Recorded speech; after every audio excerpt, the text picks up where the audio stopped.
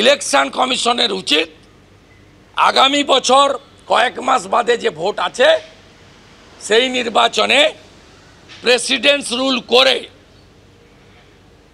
Paramilitary military যা দরকার করে পশ্চিমবঙ্গে প্রত্যেকটা ভোটার তার কাস্ট ক্রিড সবার ঊর্ধ্বে উঠে ভারতবর্ষের যে অহংকার অলংকার আছে ডেমোক্রেটিক সিস্টেম সেই সিস্টেমে প্রত্যেকের নির্ভয়ে ভোটাধিকার দেওয়া এবং ভোটের পরে 3 মাস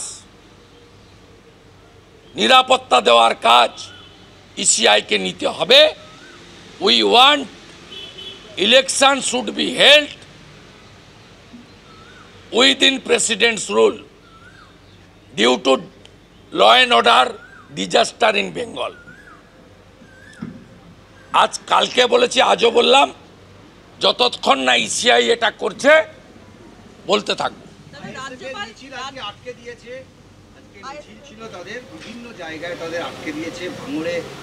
এটা কি মমতা ব্যানার্জি কথা বলি আটকালেন? আমরা বিয়ে কমিটিতে যাই না, নৌশদ ভাই যায়, তিনি 1-to-1 মিটিং করেছেন নবান্নতে। এটা তো হওয়ার কথা ছিল না, এটা হওয়ার কথা ছিল না। ফিশ ফ্রাই খাওয়ার পরে তো এটা হওয়া উচিত নয়। তাহলে কথা বলেই হয়েছে।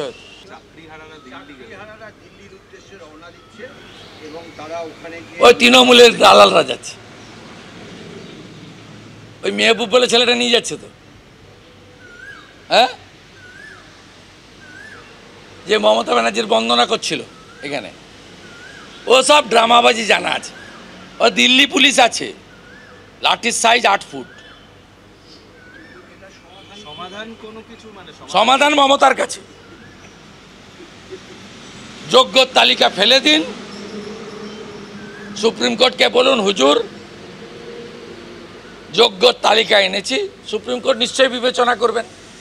অযোগ্যরা বাকিরা, অযোগ্যদের জন্য মমতা জেলে যাক।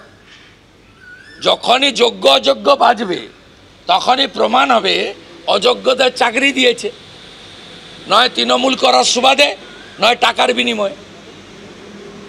এরা অযোগ্য যোগ্য বাছাই করছে না এই কারণে কট হ্যান্ড ধরা পড়বে বলে। তাহলে গভর্নমেন্ট অ্যাডমিট করে নেবে যে তারা অযোগ্যদের সার্ভিস দিয়েছে, এটা একটা ক্রিমিনাল অফেন্স।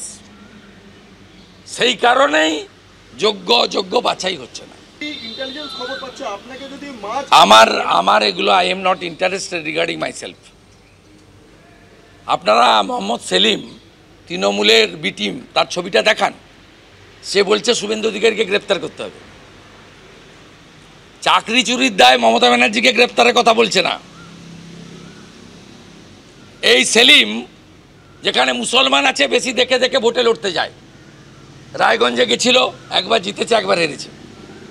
তারপরে চণ্ডীতলায় দাঁড়িয়েছিল, পরপর 3 বার হারা হয়ে গেছে। 19-এ রায়গঞ্জে হেরেছে, 21-এ চণ্ডীতলায় হেরেছে, ওখানেও 40% মুসলমান আছে, ওই দেখে গেছিল। তারপরে আবার দেখলো মুসলমান কোথায় বেশি আছে, মুর্শিদাবাদ, সেখানে গেছে, সেখানে আবার হেরেছে।